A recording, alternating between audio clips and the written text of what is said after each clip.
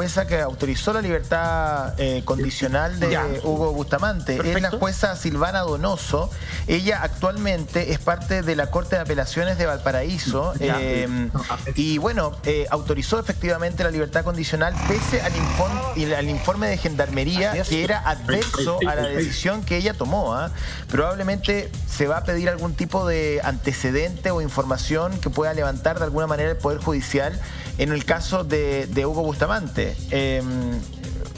José, perdón, cuando se hacen esas decisiones, ¿van argumentadas por la jueza? O sea, ella dice, le concedo este beneficio por esto y por esto, por esto otro. O sea, exactamente, hay un informe que ella emite al momento de firmar la libertad condicional donde se toman los antecedentes que entregó Gendarmería, se toman los antecedentes también del abogado que representa, en ese caso, al señor Bustamante, y luego ella emite una resolución que luego firma y autoriza la excarcelación.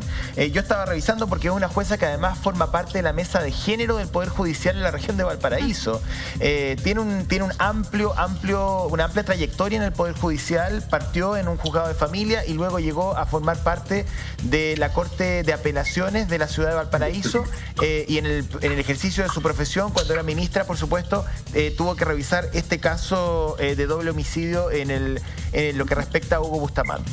Perfecto. ¿José? Claro. ¿José? Sí. José, ¿me escuchan o no? Sí. Hola, ¿cómo están? Bueno, la verdad es que yo, con el corazón destrozado, al igual como me imagino que están todos los chilenos al escuchar esta terrible la situación en que se da este homicidio. Entonces, José, respecto a lo que tú estás hablando, finalmente, ¿quién se hace cargo de esto? Porque estamos hablando de lo que recién tú estabas explicando, una persona que tenía que estar en prisión 11 años, o sea, 27 años, está 27 años, sí, 27 años, está 11, o sea, una persona de comprobarse tendría 3 homicidios. Entonces, ¿quién, perdón por la expresión, pero quién cresta se hace responsable de que esta persona hoy día estaba viviendo como cualquier chileno que nunca haya cometido ningún delito? Bueno, yo creo que es una pregunta muy legítima, sin cuestionar la decisión, sin poner contra la pared a la jueza Silvana Donoso, pero yo creo que el Poder Judicial también debe tener una suerte como de escrutinio público. ¿Por qué no? En este caso es una pregunta legítima, de todas maneras, ¿no?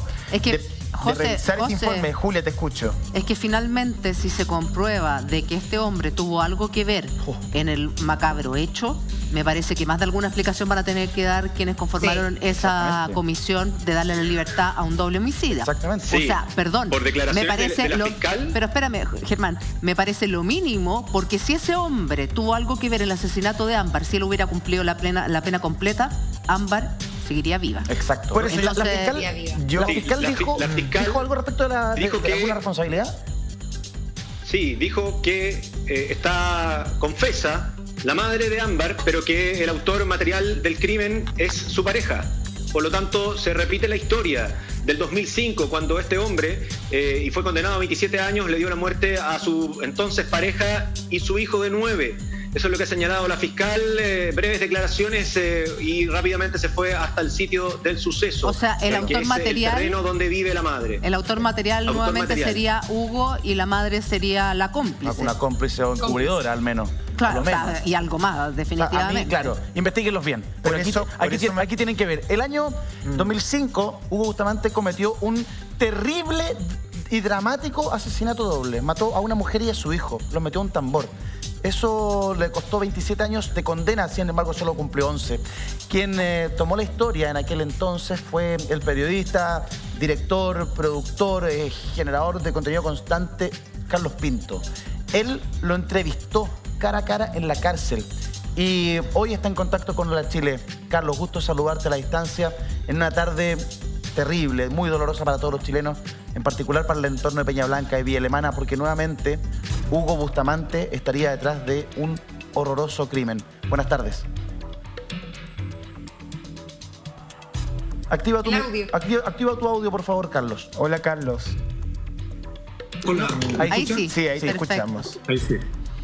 Bueno, primero un gran saludo a ustedes. He aceptado estar en este momento con ustedes porque después de hacer un estudio de la entrevista que yo hice, no me cabe más resultado que el que acaba de suceder. Lo digo honestamente, luego de revisar paulatinamente el caso y analizar, reitero, la entrevista que le hice, me vinieron todos los recuerdos, porque yo cuando salí esa vez de la cárcel de Valparaíso, debo haber tenido la misma sensación con la respuesta que este hombre me dio. Es decir, que se autocatalogue, por ejemplo, como una persona fría. Él dice, yo soy un hombre frío. Hay un momento en que yo a él le pregunto que si sería capaz, con todos los antecedentes que tiene, porque él dice que actuó de una forma enceguecida, que es un pretexto que obviamente tenía, él a mí me dice que en efecto él podría repetir esa misma experiencia si la situación que lo llevó a ese primer doble homicidio se repite.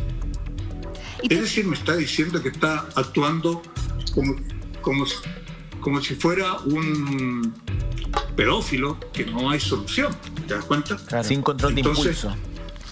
Sin control de impulso y que no tiene control de la ira, evidentemente. A una persona que yo le digo, en otro momento, si existiera la pena de muerte en este momento, tú serías candidato preferido, pensando que lo ofendía. Y él me dice, de seguro que habría sido así, ¿no? Frío total. Entonces, nos encontramos. Y fíjate que estaban haciendo ustedes análisis de el por qué este hombre, cuando supuestamente alguien lo va a visitar a la casa, su primera respuesta es, pueden buscar lo que quieran, porque si hubiese una persona enterrada, dice él, se habría sentido el hedor, ¿no? Sí. En ese instante lo que está diciendo él, y aquí viene esta cosa reiterativa que uno puede advertir en las personas, él se refiere a lo que él hizo. Porque cuando yo le pregunto cuál fue el error que cometió en su primer doble homicidio, su respuesta fue tajante: me equivoqué. ¿Por qué? Porque descubrí tarde, el tambor tenía un pequeño orificio como si lo hubiesen enterrado un clavo. Y como él le echó un poco de agua a este tambor en algún momento, evidentemente el hedor que salió de ahí es nauseabundo. Y las personas que están cercanas son las que menos lo sienten, pero sí el vecindario.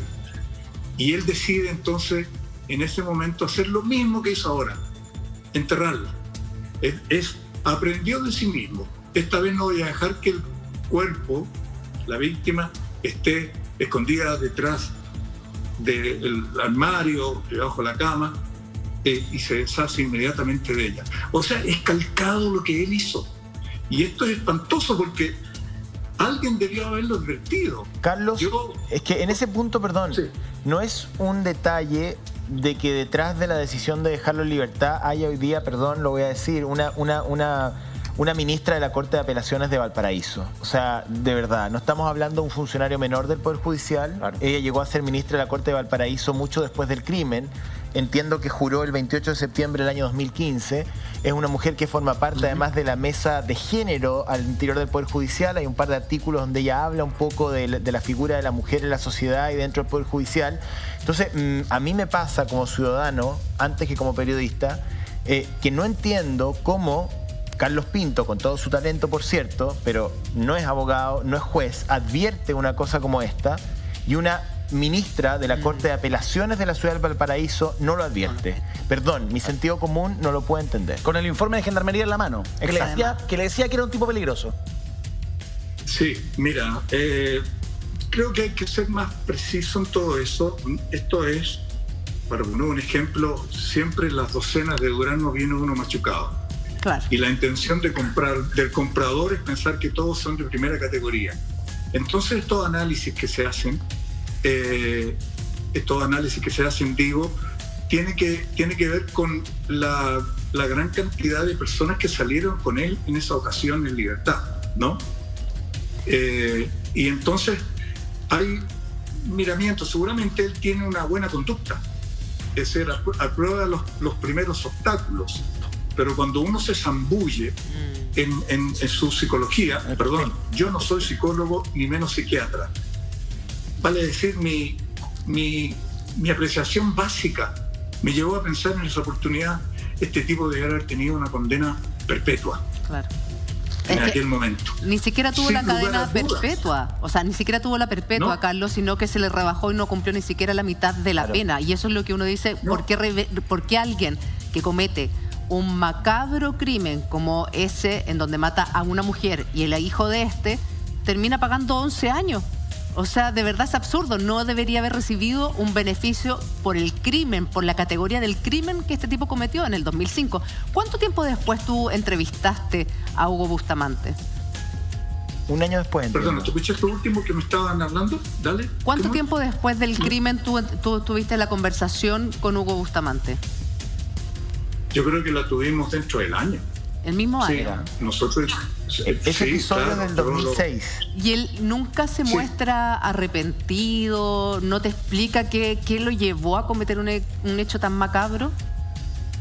Él, mira, este hombre no tiene mucha educación.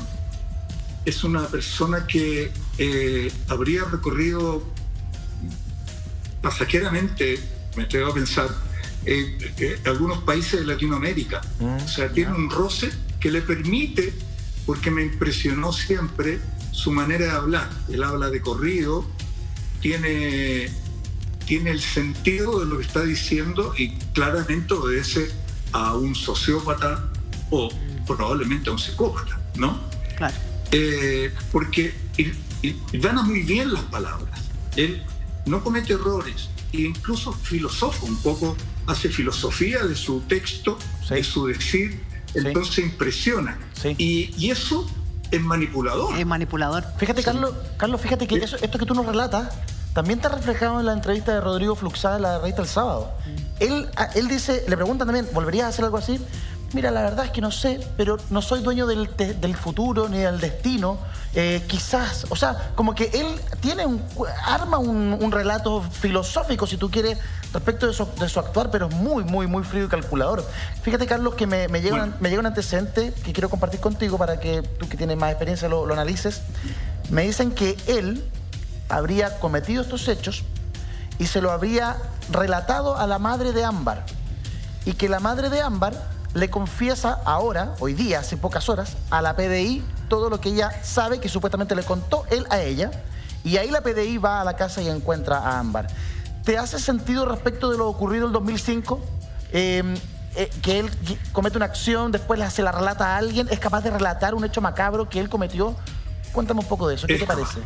No, él es capaz. Cuando estamos hablando de un psicópata, literalmente, o un sociópata, esto para los que probablemente no conozcan, un psicópata es una persona que tiene muy pocas soluciones a su patología, porque viene, por decirlo en palabras simples, en su ADN.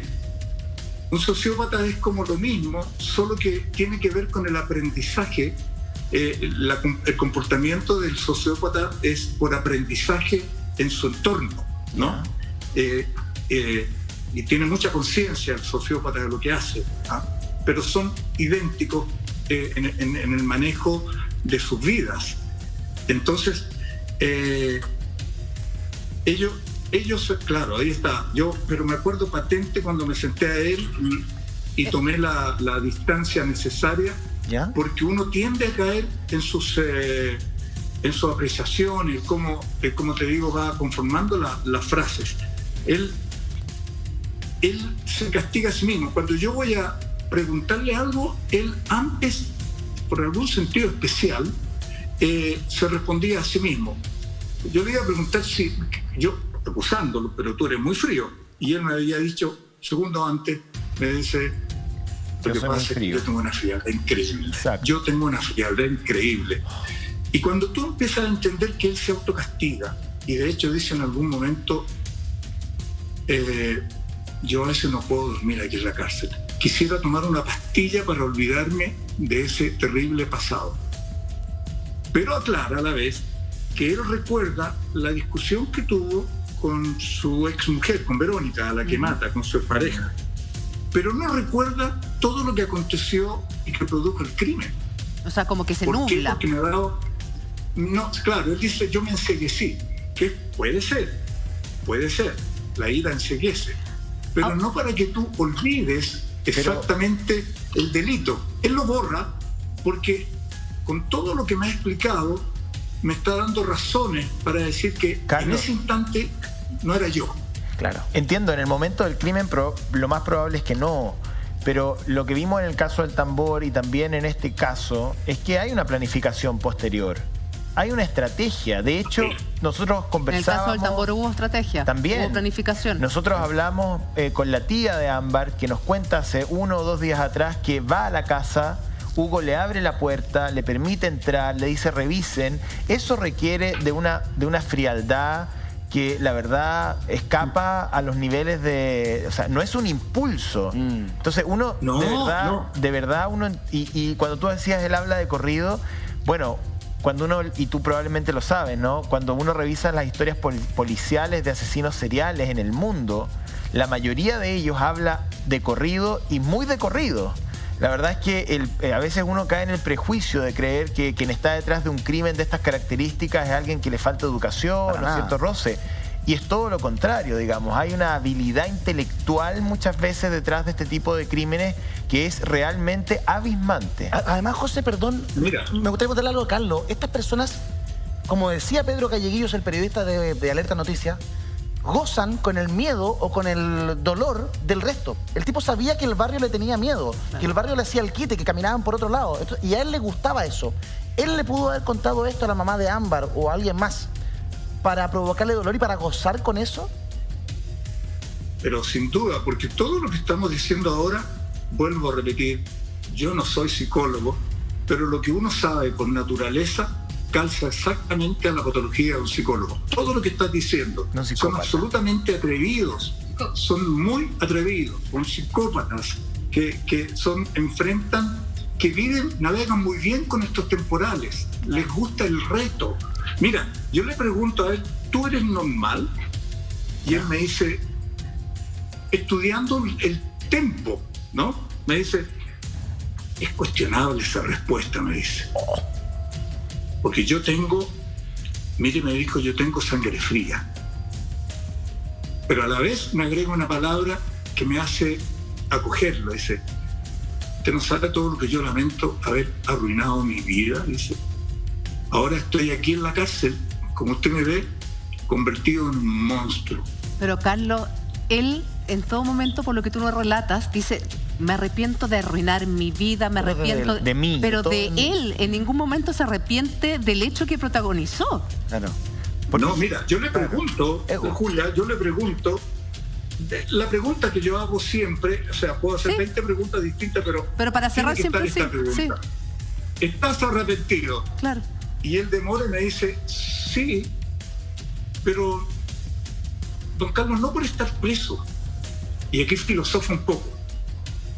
Lo que pasa es que no me gusta que me vean mis debilidades, dijo. Ese es mi punto débil. Un ego desbordante. Ahora, Carlos... El ego que tienen los psicópatas. Los asesinos seriales. Te quiero hacer una pregunta, claro, Carlos, que tiene relación con el motivo del primer doble homicidio y con el motivo que podría ser el que tuvo relación en la muerte de Ámbar. En el primer caso, en el caso de Verónica y la muerte de su hijo, tengo entendido que era un tema económico. Ella había heredado una cantidad de plata y según los mismos PDI que tuvieron a cargo de la investigación, incluso señalan que el hecho él lo habría planificado a partir de que ella no quería poner las propiedades y la plata a nombre de él. En el caso de Ámbar se habla de la pensión alimenticia que ella la fue a buscar, del bono COVID que le correspondía y que había tenido una disputa con su madre, pero también suena el tema económico. ¿Puede ser que sea el tema económico que lo hace salirse y cometer este tipo de actos? Sin lugar a dudas. Ellos tienen apetitos muy especiales frente a cualquier cosa, generalmente con la cosa económica, y planifican para obtener beneficios. Puede que no le importen 10.000 o 1.000.000 de pesos. Todo eso le es tremendamente atractivo. Y aquí quiero hacer voy a responder a la pregunta que siempre hago. ¿Estás arrepentido? Dice, sí, pero no por estar preso. Dice, me cuestiono en este momento, don Carlos, si existe o no Dios, o si vale la pena la condena. Filosofa, porque ahí se pone víctima. Claro. Porque ahí yo puedo decir, pobre tipo, claro. ¿no? Claro.